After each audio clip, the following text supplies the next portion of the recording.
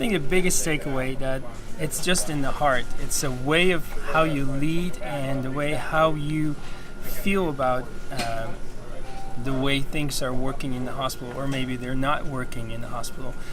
And there is a way forward, and go with your gut feeling. Stick with the principles.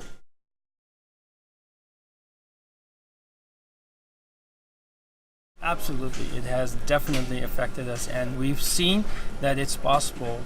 At places where we thought we were stuck, there's always a step forward, and there's always a next step. And we've seen it, the team has seen it, and yeah, we have proof it's possible.